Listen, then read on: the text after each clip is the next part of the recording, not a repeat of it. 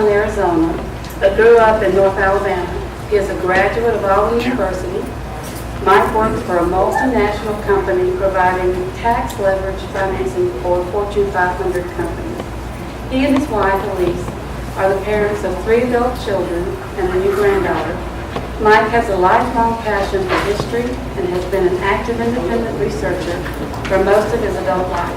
He is a long-term committed member of the Trail of Tears Association. I have personally known Mike for well over a decade. I think we met in 2005. Mike is a dedicated researcher.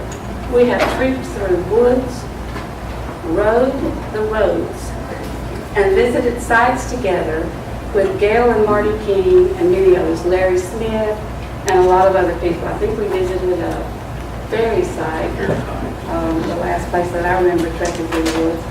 Mike's integrity tells me that anything he researches and writes about has been well vetted and carefully put together. Thank you. Thank you. Lots of you guys have asked the multiple of you several times, how does somebody who is white as rice get interested in Cherokee history and culture? How does somebody get interested in Methodist history and culture? You know, these connected, these unconnected. When I was a young boy, my grandparents had moved, bought a small farm in Wills Valley. They lived in Alabama. And went to, as boys in Alabama do, you go to spend the night with your grandma. So I was there one time, and she said, "Here, I want to show you something." I said, "Well, what is it?" She said, it's a grindstone. Your grandfather uncovered it in the garden when he was plowing. I said, "Well, what's a grindstone?" And she said, "Well, it's a stone that Cherokee would use to grind up corn with." And I said, "Well, what's a Cherokee?" And I got what I look back and refer to as the look. She didn't say a word to me, but given the years and the space now, it's the look of what in the world are they teaching in schools these days? But she didn't scold me. She talked about the Cherokee Indians who had lived there before. So she was gracious, and it fostered a curiosity. I said, "What do you mean there were Indians who lived here?" "What do you mean? I've never heard any of this before." So she fostered the curiosity for me. My mother's family were all Methodist. My father's family were all Baptist. So if any of you... The name of the program? On your file is the Methodist and Cherokee? That's the one? That's it. I think we're busy.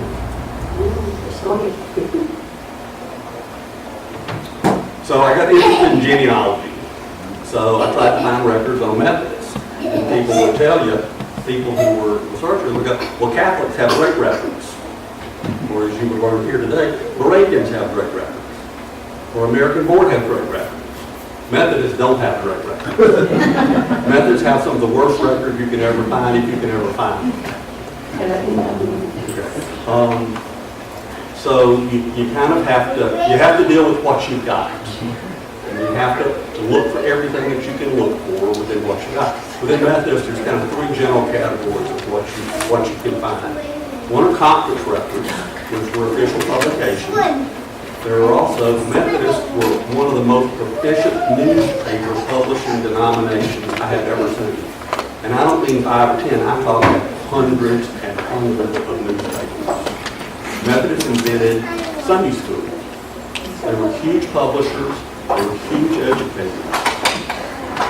So within the factors that are common to a certain denomination, you go, I'm going to look for records that can help me find out more about the Cherokee.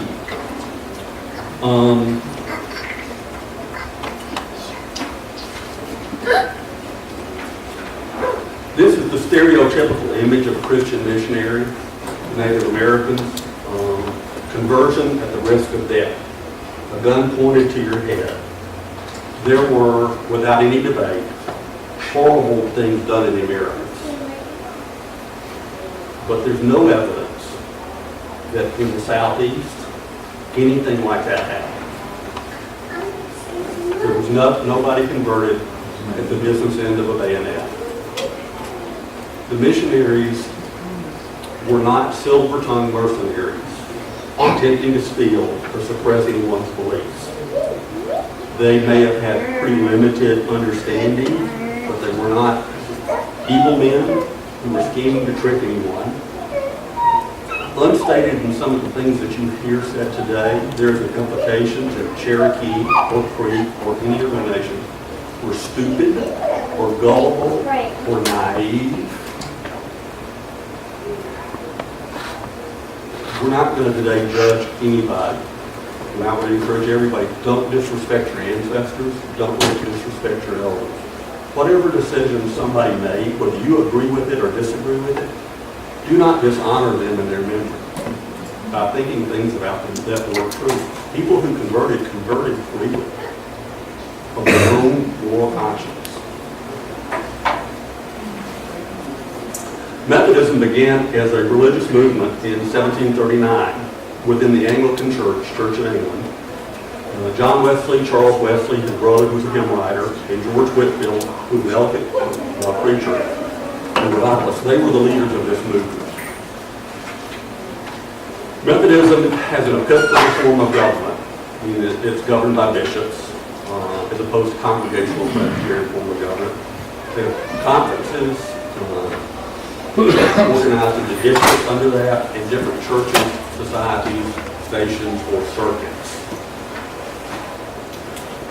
Specifically, they have itinerant ministry, which means that ministers never stay somewhere for a very long time. They will serve somewhere and move somewhere else.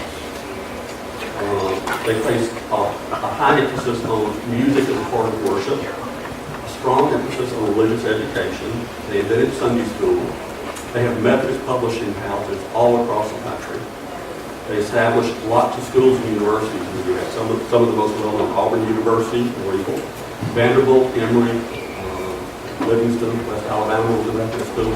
There are many, many Methodist schools. The university today, they're no longer affiliated, but they were started by Methodists. But one of their most efficient things was publishing newspapers. They were evangelical in nature, and they emphasized personal spiritual responsibility. Their growth rate in the 19th century exceeded the growth rate of the U.S. population. One of the tenets of them, of their practice, was the camp meeting, which is comparable to what you would call a Billy Graham meeting from the 60s. And they also placed a high emphasis on social responsibility. They were probably the instigators of the temperance movement. In 1766, Philip Emery, who was a local Methodist preacher, was requested by Mrs. Barbara Heck to deliver a sermon at his own house in New York. They both came to America in 1760 from Ireland. And in 1768, the very first Methodist chapel in America was dedicated. In 1769, Wesley, in response to repeated appeals for helpers, sent over two preachers, Joseph Pilmore and Richard Boardman. Others followed, among them was Francis Asbury, Thomas Rankin. The first conference convened in Philadelphia in 1773 and recognized the authority of John Wesley. In 1784, the Methodists in America became an independent ecclesial government. It was called the Methodist Episcopal Church. There have been many, many splits over the years and many reconciliations. The biggest, I guess, unit today is called the United Methodist Church, but there are still some independents. In January 1822, Reverend Daniel Buttrick, who was an ABC MSN preacher, traveled through the Cherokee Nation. And this is what he put in his journal on January the 19th. Rode to the Boots in Turkey Town. Now, the Boot was a Creek chief who was essentially chief of staff for Pat Pelton, the Cherokee principal chief. He was married to a Cherokee, and he interpreted between the Creeks and the Cherokees, and also went to Seven Creek dances. So Buttrick rode to the Boots in Turkey Town, which was about 25 miles away. After some conversation, his wife, an old woman, told us that when she was a small child, the old people used to say that at some future time period, good people would come to instruct them, and that perhaps she and others of her age would live to see the time when the Cherokees would be instructed And now she thought perhaps we and the other missionaries had come to give them that instruction. This was the attitude within the Cherokee, that someone was going to come and teach them. Now, the American Board were primarily New English Presbyterian Congregationalists. They were very stiff, they were very simple, they were very austere. They were not given to any kind of emotional outplay. They were without much effusive display of behavior. The Moravians were Germanic and they were pietists. They were also very stiff and unemotional. I was raised as a Methodist and I'm Presbyterian now, post-marriage. So it's okay for me to say that tongue-in-cheek phrase is Presbyterians are called the frozen chosen. They are not at all effusive in behavior in church. My children, when they went to their maternal grandmother's church, as children, they referred to it as Nana's boring church. So even if a Cherokee like Waddy Boot may have been open spiritually, culturally should not have been comfortable or attracted to the style of worship she saw from New Englanders or Germans. It was culturally something not at all connected to Cherokee culture. In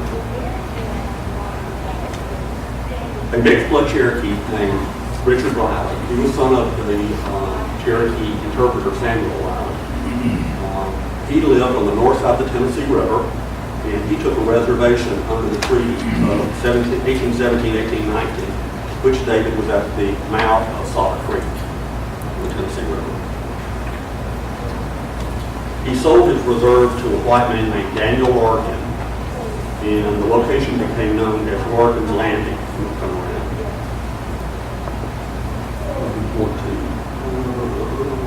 Larkin's Landing. He moved away, he moved down the creek path, which was down to Gunner's Landing area. He moved from the north side of the river to the south side of the river. It was about 12 miles, ended up being 12 miles south of Fort Deposit. And Fort Deposit was a Creek War site. Creek War Fort. In the spring of 1822, he requested Richard Neely, who was an assistant on the paint rock circuit of the Methodist Church. And let me show you paint rock quick. There it is. Right here. It's just to the east of the Cherokee School Reservation lands. On the 1817, 1819 treaty, that section of land was put into trust for the Cherokee Nation for educational purposes, and the U.S. sold that land. The money was to go into a trust fund to be used for education. I don't know they ever got that loud. I've never been able to find out whatever happened to that. Anyway, Richard Neely came across the river to preach at Richard Riley's house. Neely and the Reverend Robert Boyd and the presiding elder William McMahon came several times, and a church society of 33 members was established. Late in 1822, the Tennessee Conference, which had governance over this area, appointed Andrew Crawford as a missionary. He arrived on December 7th, and the local headmen gave their approval for a school and classes to commence on the 30th with 12 students, which eventually rose to 25. Now, of all the missionaries that you hear, the Methodists didn't request to come in. They were invited to come in by Cherokee. Everybody else came and requested to come in. The Methodists were invited to come in. Thomas Douglas wrote in 1824, "Our missionary has been more successful in his attempts to preach the gospel than in teaching the children. At first he met with some opposition in preaching, but through the influence of Mr. Riley, this was removed. And the natives soon built a comfortable house to preach in, where they had regular services on Sabbath, besides being visited once in 2 weeks by the preachers who traveled to paint rock circuit. A circuit is a single preacher who serves 4, 5, or 6 churches, depending on the size. And the distance. It's all often suggested, there was probably some truth to it, that Cherokees were only interested in education in schools. It's not true. They actually had spiritual interest as well.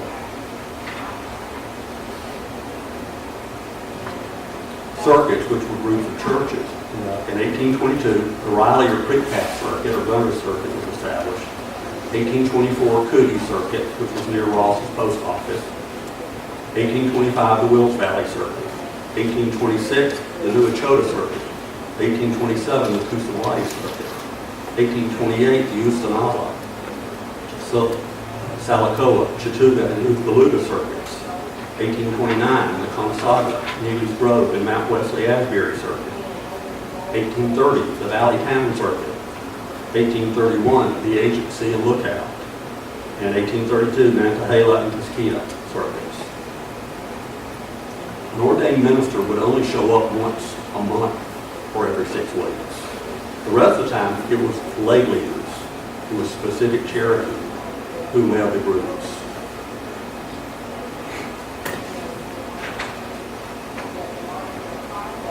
As opposed to some of the other denominations who barely ever gained members, 1 or 2 a year maybe. The Methodists grew exponentially fast. And I was curious, why? Why would they grow that fast? 1822, they had 33 members. 1826, 283 members. 1829, 702 members. 1833, 939 members.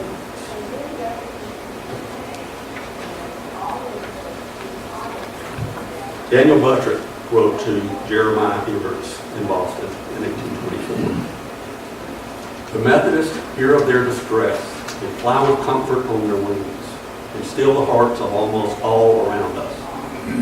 If they must outdo us in arts of piety and goodwill and everything that is excellent and praiseworthy, they must take the field, and we may as well silence our complaints as not.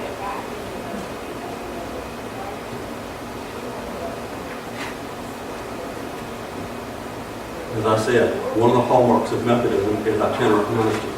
So a specific place will not have a minister for 10, 15, 20 years. They change every year or two. This was the Wills Valley Circuit.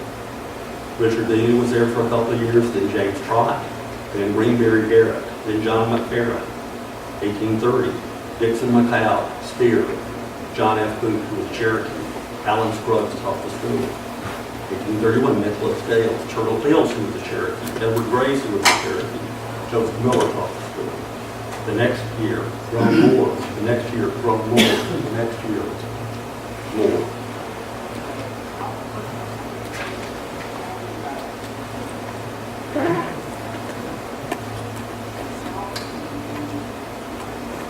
You all heard the story of when John Ridge married Sarah Northcutt in Connecticut. There was a race riot. I have looked through every record I could find.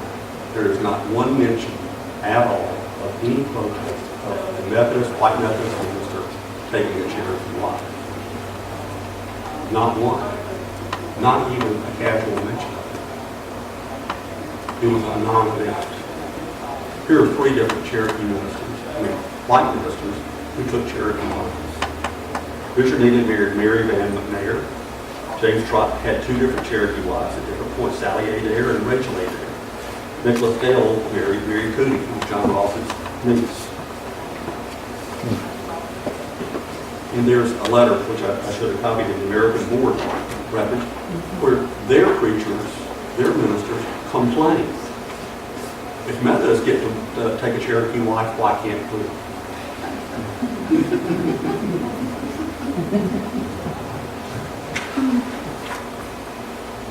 And the Methodists were not simply using white preachers. There were many Cherokee preachers. Preachers, exhorters, class leaders, interpreters. Turtle Fields, John Fletcher Booth, Young Wolf, Young Tuppy, Ned Graves, Joseph Blackburn, John Spear, Edward Gunner, Arch Campbell, Waluka, Johnson Dales, Moses, William McIntosh. They all served different functions. The relationships between missionaries and Indians is almost always viewed from the perspective of whites influencing Native peoples. The Moravians were Germanic, the American Board were New Englanders, the Methodists were white Southerners. They were not somebody from somewhere far off. They were the people right over there, right across the line. Everybody comes with a different set of expectations. Everybody comes with a different perspective. But there are several early events that you see within this interaction that had significant and profound influence on the impression of the white Methodist leadership of the Cherokee people. In November of 1823, the Tennessee Methodists held their annual conference in Huntsville, Alabama. This is from Ancient West History of Methodism. Holly Smith, a Cherokee member of the church at Richard Riley's, had some time earlier found some calico cloth. She did not, as she could have, conceal the goods and apply it to her own use, but carried it to the nearest trading house to which she lived, and inquired of the proprietor if he sold such goods, and if so, to whom. The merchant informed her that he had sold some creaking Indians, a piece of goods precisely like the piece she had found. She kept the goods with good care and inquired diligently for the owner, but having failed to find the proper owner of the calico, she went to the town of Huntsville, arriving there at the time of the session of the conference, and laid the case before the Reverend McMahon, then presiding elder, and sought his decision as to the disposition she should make of the property. Then this, neither legend nor fiction nor history, can furnish such sublimer example of Christian integrity, virtue, and faith. She and the ethical questions which she presented for solution magnified the occasion and intensified the interest in the business of the conference. Holly was, by the way, David, the sister of Catherine, John Gunner's wife.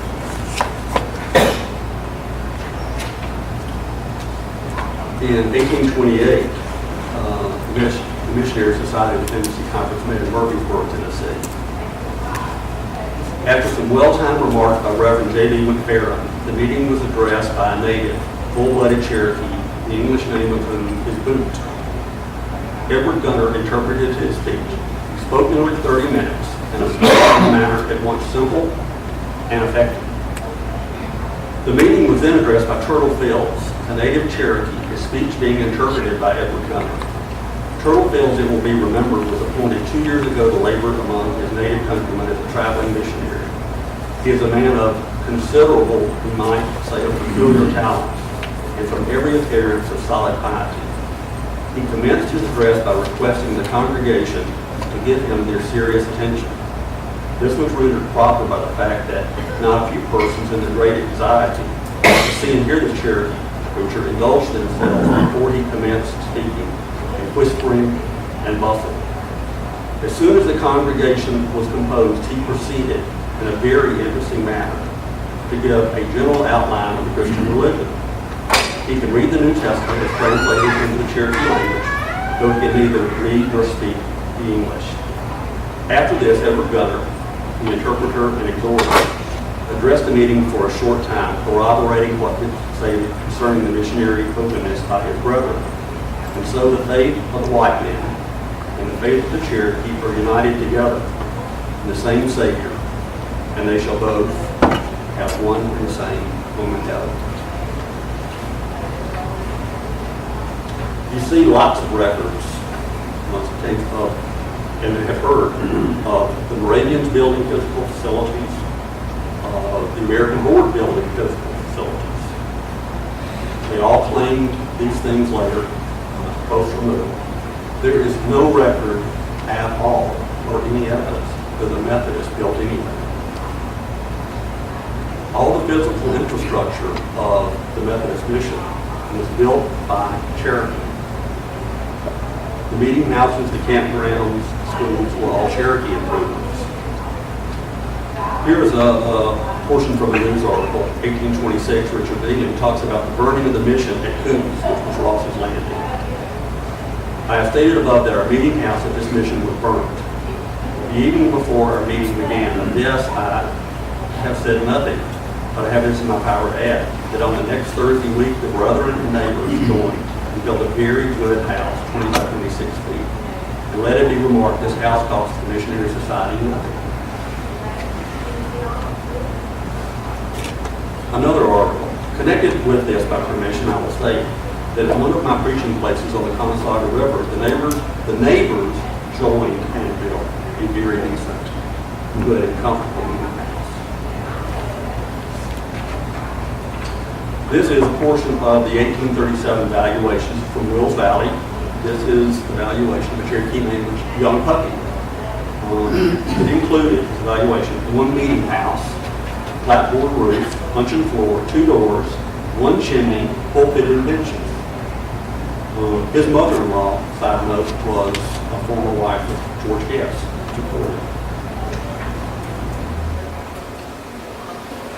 Reverend William McMahon, who was at Huntsville, wrote to John Emery, who's corresponding secretary of the Methodist Episcopal Church Missionary Society. We have at this time 4 missionary stations at which schools are taught, extending throughout the heart of the nation, including about 100 children. We have 3 large churches. We have 10 houses of religious worship, all built by Cherokee.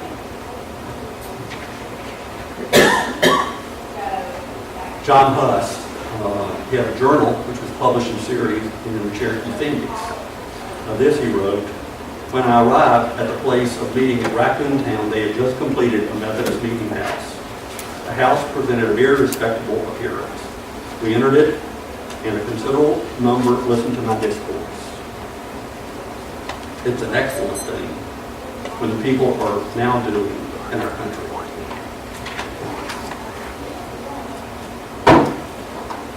In a letter dated 24th March 1827, William McMahon noted several different items of interest. Francis Owens, who is at Newtown, Minnesota,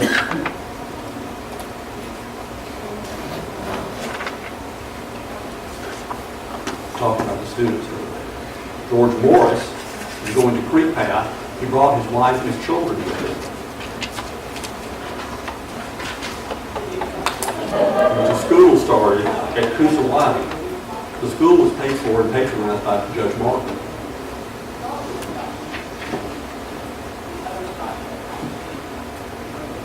In the valuation of Edward Gunner, there's the schoolhouse, 20 by 30 feet, made of hewed logs, with a plank floor, board roof, a wooden chimney, a door, and 12 benches. William Grimmett was a Cherokee who lived at Chattooga. He filed a claim in 1842 for 15 cabins and 1 shed or camp meeting, 50 feet long and 30 feet wide, and 3 horse lots.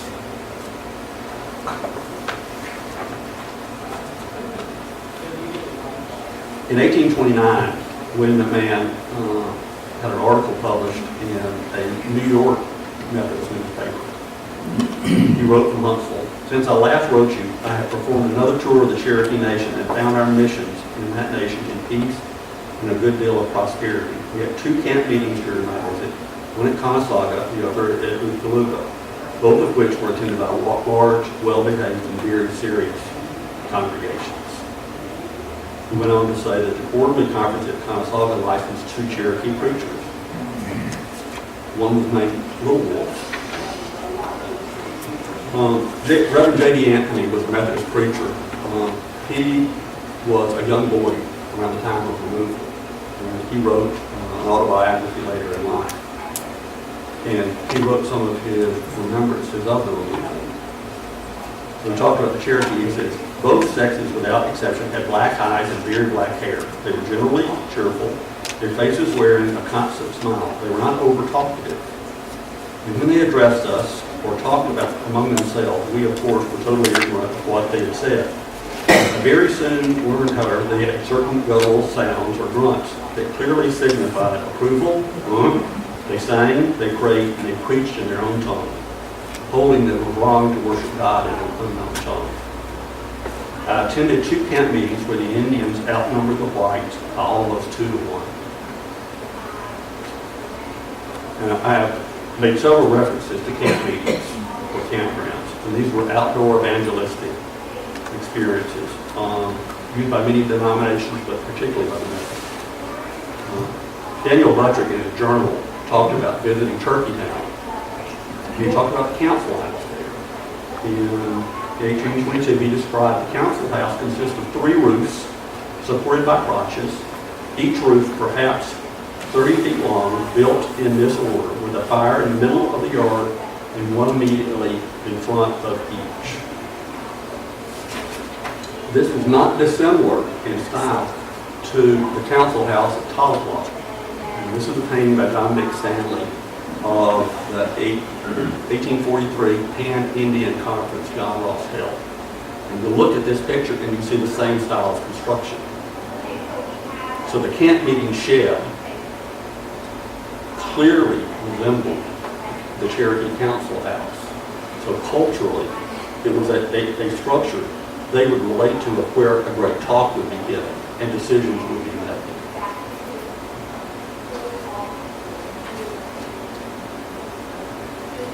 From the beginning of the Methodist missionaries, the camp meetings were part of their worship. July 2nd, 1823, they met on the ground where they found Brother Riley and his brother and several others in camp. There was a neat and commodious tent prepared for the accommodations of the preacher, well furnished with good, clean beds, and all who attended the meeting were lodged and fed generously and comfortably. Some of the natives attended on occasion from considerable distance, some from 30 to 60 miles. The letter was written in October 7th, 1829, from Minnesota. Our camp meeting at Chattooga, Cherokee Nation, closed on Monday, the 5th instant. And inasmuch as our superintendent was not present, I embraced the privilege of letting you and all the friends of our mission know we had an interesting and glorious time. Early last spring, we were solicited by our Cherokee brethren to hold a camp meeting sometime during the year at Chattooga.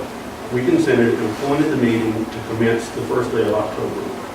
Considerable interest was soon awakened, and the Cherokee, as soon as they were done working on their farms, collected together under the supervision of Brother Garrett, erected a large and commodious shelter, built a number of fine tents, or rather houses. The work was all done at their own expense. On the first day of the meeting, all the tent holders were present with their families. Indeed, some who had lived at the distance of 20 to 30 miles were on the ground some days before the meeting, making every arrangement for the worship of God. On Thursday evening, just as the sun was setting, I reached the campground. As soon as I came in view of the consecrated spot, my soul was filled with expectation. I saw the Cherokee coming from every direction, and many already present. Early in the evening, the meeting commenced, and from that time until Monday, we had regular services at stated hours. This was supposed to be a larger collection of Cherokee at the meeting than had ever assembled for religious purposes in this nation before. I have attended many camp meetings twice, but I never witnessed more order or deeper solemnity in all my life than I witnessed on this occasion.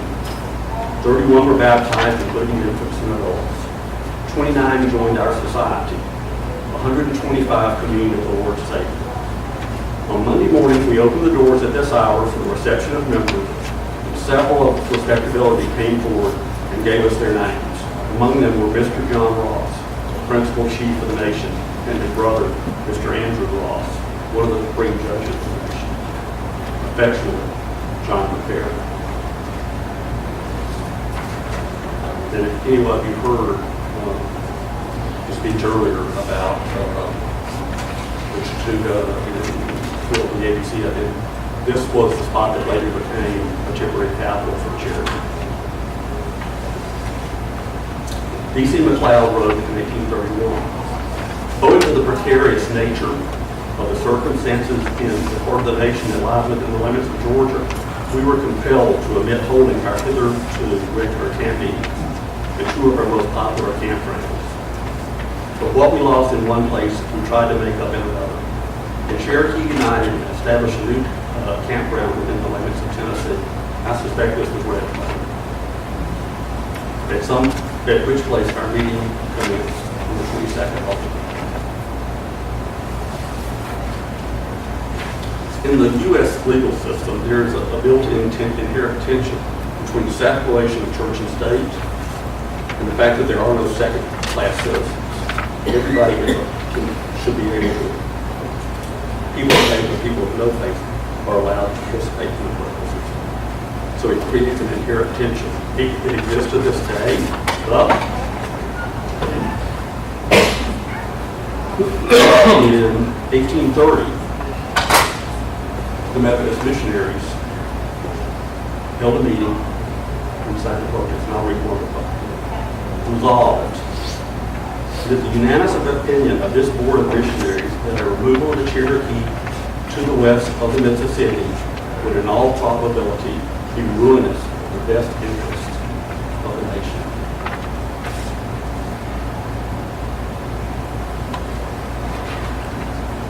The Tennessee Conference tried to walk a fine line.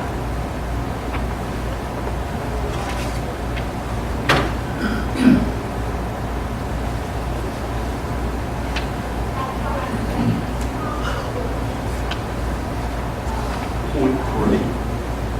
While we have confidence in the wisdom and integrity of our rulers, we sincerely empathize with our Cherokee brethren in their present afflictions and assure them of our unabating zeal for conversion and salvation of their souls.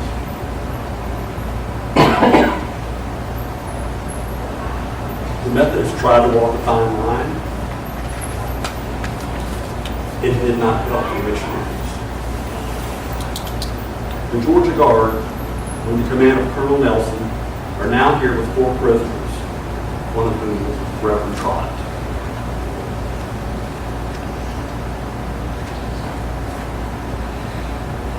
In 1835, the Methodist mission was effectively broken up. The Tennessee Conference took control over the Tennessee Valley. The rest of Alabama, which was East, Will Valley East, became part of the Alabama Conference. Georgia, Tennessee, North Carolina became part of what was called the Holston Conference. The Georgia Methodist Conference would never accept Cherokee members. So the North Carolina Conference, the Holston Conference, took over the Cherokee lands.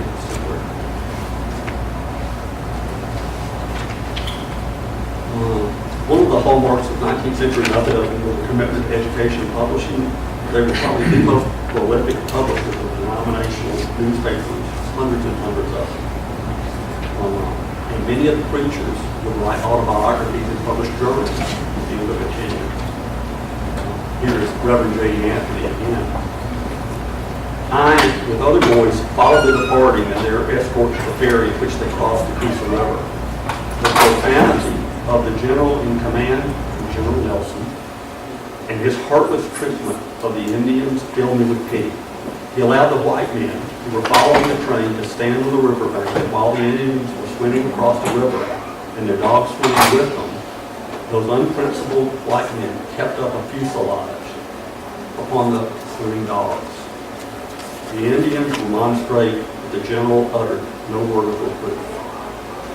15 years later, I was in the town of Calhoun, Gordon County, Georgia. On that day, there was a performance of ceremonies in connection with the erection of a monument in honor of the same General Nelson, who had died sometime before in the county.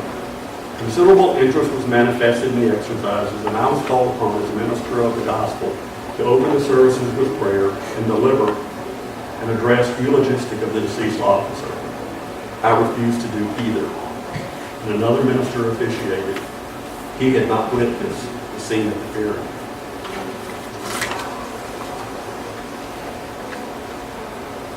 One of the largest papers they had was published in Nashville, called Southwestern Christian Advocate. And it quoted, its editor had been a Methodist missionary among the Cherokee. So anytime he had information, he republished it in his paper. We learned from the Morgan Observer, which was in Decatur, that a company of immigrating Cherokee passed along the railroad around the Muscle Shoals a few days ago on their way to their new home in the Mississippi.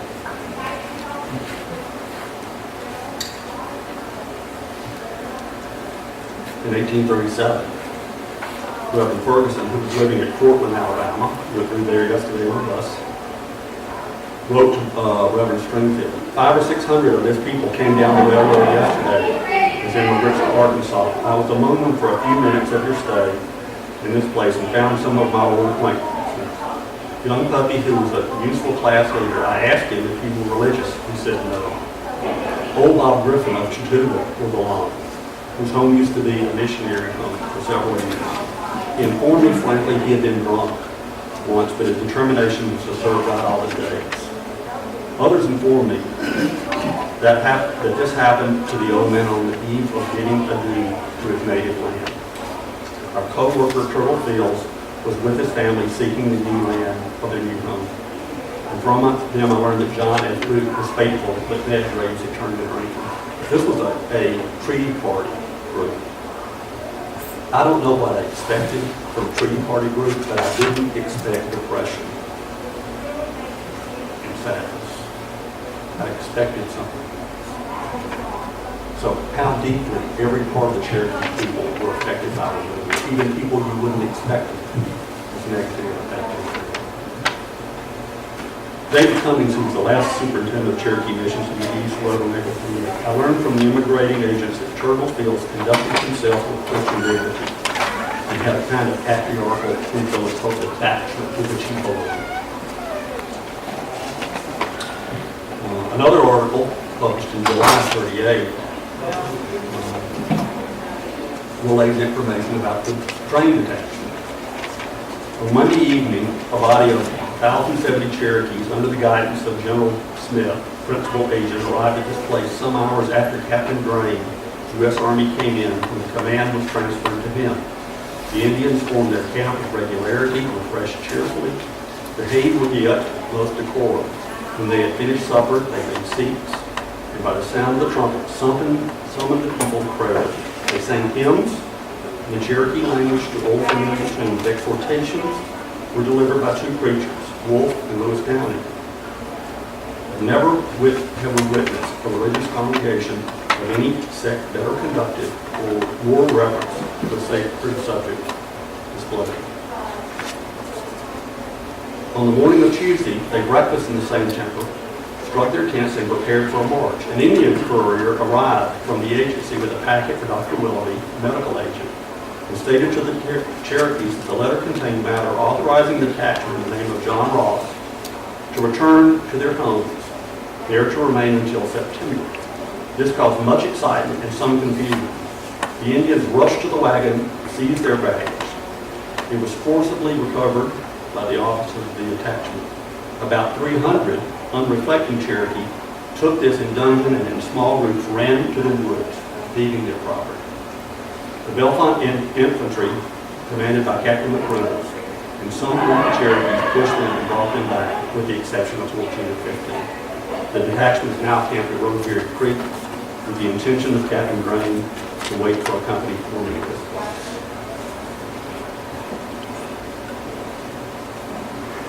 This is an article, letter published, written by Thomas Springfield, who I mentioned had been a missionary among the Cherokee at this point was editor of the paper.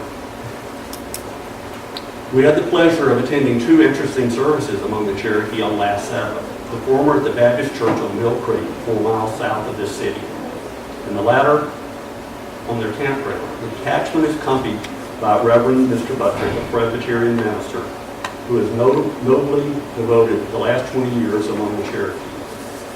He accompanied the Brainerd Church, who with several of the Methodist Society partook in the sacrament of the Lord's Supper in the forenoon in the Venerable Mr. Whitson's church. Reverend Mr. Lapsley preached a plain and appropriate sermon, which was translated by Major Taylor. The second place was preached by the senior editor, Thomas Springfield. We hope some good was accomplished. The detachment passed through our city on Monday in good order. 2 more detachments are still behind, but are expected in a few days. We regret to learn that the immigration from first to last has proved fatal to so many of the Cherokees, especially the small children. We visited several sick Indians in camp, among whom was a Methodist preacher and interpreter. One of them we fear is dangerously ill. What makes his case harder than it would be otherwise. The fact that his business in the nation required him to remain after his wife had been sent off. We hope Moses will yet live to hear the sweet voice of his Peggy in a new home. Bonds of faith and friendship will survive time and distance. George Morris, Reverend O.P. Fitzgerald wrote a biography of John McPherson, who was a young man, was a preacher from the Cherokee. And he relays, McPherson became a fairly prominent Methodist preacher, became an editor of newspapers, and at one point was superintendent of missions. In 1871, John McPherson, then missionary secretary, was traveling back from St. Louis and passed through Fort Gibson looking for lodging and referred to the establishment of a Mrs. Libby. Halting at the door, where everything was shut up and still, we were met by a lady who, with polite reluctance, admitted us. The hotel was small and full, and we were not easily put off. Dr. McPherson and myself and two ladies were sent inside. The light of the room showed the lady of the house to be a half-breed Indian. He carelessly remarked in an interrogative tone, "We are in the Creek Nation, I reckon." "No, sir, you are in the Cherokee Nation," the lady replied. He continued, "Where did you come from, madam? You were not raised in this country." "I came from Alabama." "What part of Alabama did you come, madam?" "From Gunner's Landing. My name was Captain Gunner." "Kate Gunner? Do you know me?" "No, sir, I don't know you." "Don't you remember John McPherson?" For a moment, she sat as one that had been stunned. Another moment, she put her hand on her knee and looked intently into his face. In an abandon of joy, she threw her arms around his neck and wept. The doctor's eyes were not dry, and he was a most unresisting victim of this delightful recognition. For 41 years, they had not met. He had preached and taught school in the home. He had known her parents, her brothers, her sisters, all. Weary as I was that night, I was interested by the conversation at Paula. All the Gunner family were gone over. Sam and Ned and Patsy and Betsy, etc. The Ross family. Both John, the Chief, and Little Jack Ross, and others. What various histories and destinies. And nearly all Indian and Hebrew. It was touching to hear our hostess narrate him speak of the old nation. What would she think? How would she think if she could revisit Gunnersville and Chattanooga and Wills Valley and Etowah now? Some of the histories were very sad. Affectionate inquiries were made after other missionaries in the old nation. Greenberry Garrett was called this connection. His Indian name was Tanuka, which means garfish, taken from the first syllable of his last name. My hostess was glad to hear that I had seen him in his comfortable home at Summerville, Alabama, so late as November of last year. Oskilela was Ambrose Driscoll. His name was given him, our Cherokee friend said, because when he was a young man, his hair curled, and that his hair yet curled, but the pole of 40 years was considerably thinned out in these last days and hard times. Though they might like to argue fine points of theology and nuance in doctrine, theologically there was not all that much difference between Indian and missionary groups. Probably no difference in the sincerity of the talk either. However, the Methodists offered a context for the form of Christian worship that culturally was comfortable and familiar to the Cherokee. A format where they could practice Christianity without losing their identity as the Cherokees. The Methodists were open to Cherokee as full brothers and sisters, as ministers or as spouses. The building of the Methodist churches, schools, campgrounds, and congregational life was the work of Cherokees. The missionaries were there mostly as facilitators and servants. The Cherokees were not passive observers, but active participants. They were firmly in control of their own spiritual choices. So the story is not the Methodist and the Cherokee, but the Cherokee and the Methodist. Thank you.